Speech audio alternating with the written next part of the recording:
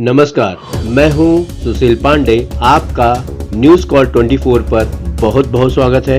Top news में आज की जो खबर है वो ये है कि 2024 लोकसभा चुनाव बीजेपी भले ही जीत जाए, लेकिन पार्टी पर लगे दो दाग कभी नहीं छूटने वाले। आइए हम इस बात पर चर्चा करते हैं कि आखिरकार वो दो दाग हैं कौन से। खुद को चाल चरित्र और चेहरे वाली पार्टी कहने वाली भारतीय जनता पार्टी ने पिछले दिनों देश में दो ऐसे काम किए हैं जिनसे उनके समर्थक भी निराश हुए होंगे। पहला, भ्रष्टाचार के आरोपी अशोक चौहान को न सिर्फ भाजपा में लिया गया बल्कि हाथों हाथ राज्यसभा भी पहुंचा दिया। दूसरा, चंडीगढ़ के मेयर चुनाव में जिस तरह खुल्लम खुल्ला धांधली की गई, जिसकी सुप्रीम कोर्ट तक भद्दी टिप्पणी हुई है, आखिर पार्टी को ये सब करने की जरूरत क्या थी। 2024 लोकसभा चुनाव बीजेपी जीतने की ओर अग्रसर है।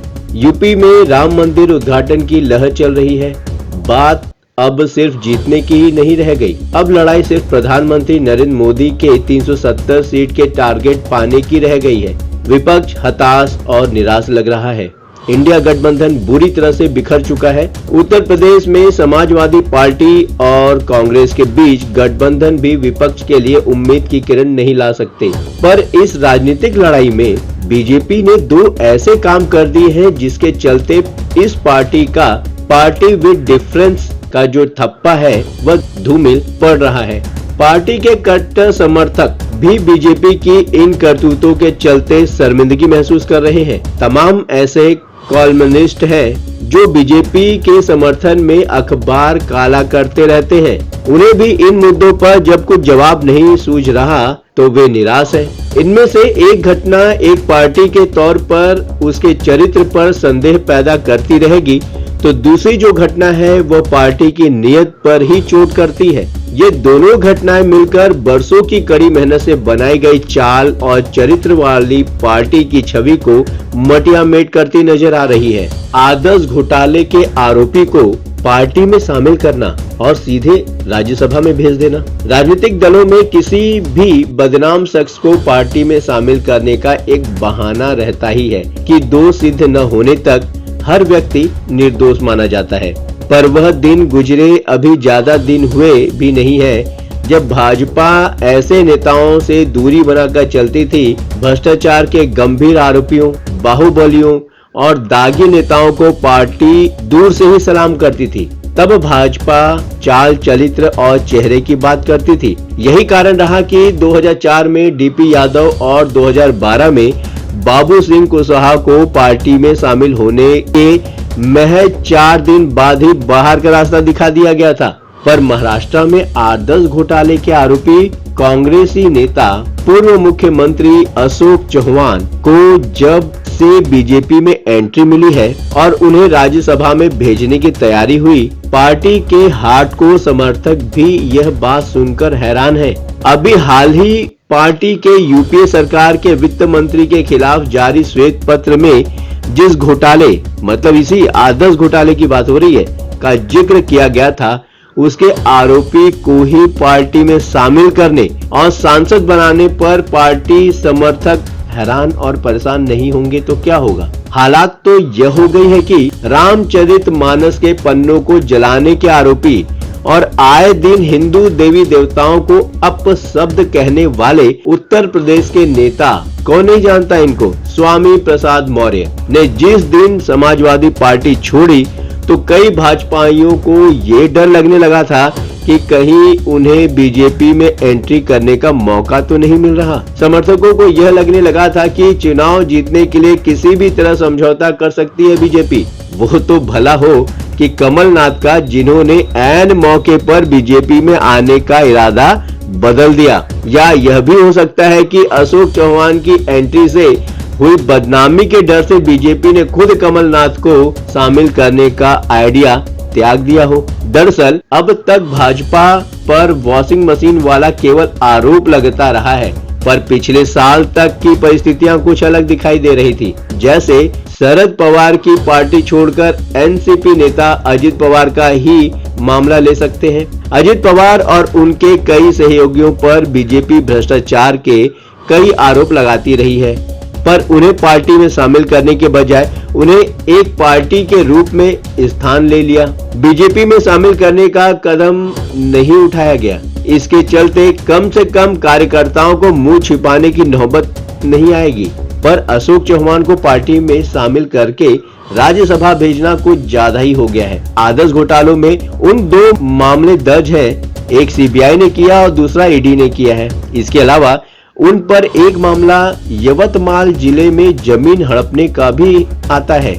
ये सही है कि उन पर अभी तीनों मामलों में सजा नहीं हुई है, पर पार्टी की चाल चरित्र और चेहरे वाली इमेज तो धूमिल हो गई ना। वैसे तो भारतीय लोकतंत्र में किसी भी राजनीतिक दल की कोई विचारधारा नहीं रही है। कांग्रेस हो या समाजवादी पार्टी, आम आदमी पार्टी हो या फिर शिवसेना, सभी अपने राजनीतिक हित के लिए अपने विचारधारा से समझौता करते नजर आते ही रहते हैं।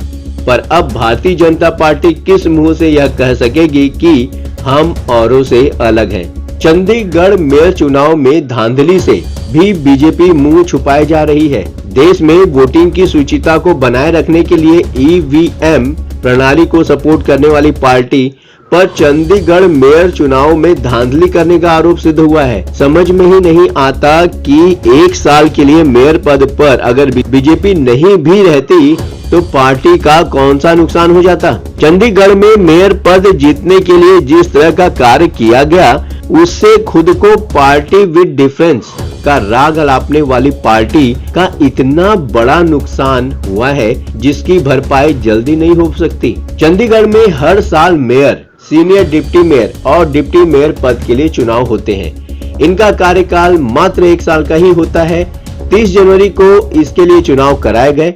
चुनाव के बाद काउंटिंग में भाजपा के उम्मीदवार मनोज सोनकर को मेयर घोषित किया गया। आप और कांग्रेस के साझा उम्मीदवार को हार का सामना करना पड़ा। बीजेपी के मनोज सोनकर ने इंडिया गठबंधन के उम्मीदवार कुलदीप टीटा को 4 वोटों से हरा दिया। दरअसल ये सब कैसे हुए, यह एक हॉरर कहानी जैसा दिखता है। पीठाधीश अधिकारी ने कुल पड़े वोटों में से 8 वोट अमान्य करार किए। इस पर आप और कांग्रेस ने एक वीडियो जारी कर आरोप लगाया कि अनिल मसीह कई वोटों पर पेन चलाते हुए इसे रद्द कर रहे हैं। मामला सुप्रीम कोर्ट पहुंचा। सर्वोच्च अदालत ने माना कि चुनाव अधिकारी ने मतपत्रों को रद्द किया। चंडीगढ़ में इस हुई घटना को लोकतंत्र का मजाक, जनतंत्र की हत्या कहा जा रहा है। हालांकि सुप्रीम कोर्ट ने फिर से काउंटिंग करा के आम आदमी पार्टी के नेता को मेयर बनवा दिया है, पर यह कहानी कहती है कि बीजेपी को सत्ता की हवस बढ़ती जा रही है। मेयर जैसे चुनाव के लिए इस तरह की हरकत किसी भी पार्टी को शोभा तो नहीं देती है। यह सही है कि जो पार्टी सत्ता में रहती है वो इस तरह की हरकतें करती ही नजर आती है, पर इन्हीं सब कारणों से तो कांग्रेस को देश की जनता ने बाय बाय कर दिया। कभी देश में चुनाव के नाम पर मतपत्रों की लूट, बूथ कैप्चरिंग और मतगणना में धांधली आम बात होती थी। बीजेपी में के आम वोटर मध्यम वर्ग का पढ़ा लिखा तबका है, जो सभी चीजों को जांचता है, परखता है। फिलहाल पार्टी के लिए अभी संतोष की बात यह है कि इन दोनों ही मुद्दों को देश की जनता तवज्जो ज्यादा नहीं दे रही है। 2024 का लोकसभा चुनाव में विपक्ष मुद्दा विहीन है। विपक्ष के पास इतनी भी क्षमता नहीं बची कि सभी जो बातें मैंने बताई है उन बातों को मुद्दा बना सके। तो बात आती है कि गलती करने के बाद भी बीजेपी अभी 2024 में सत्ता में तो आ जाएगी। बीजेपी एक अच्छी पार्टी है, पावर में है।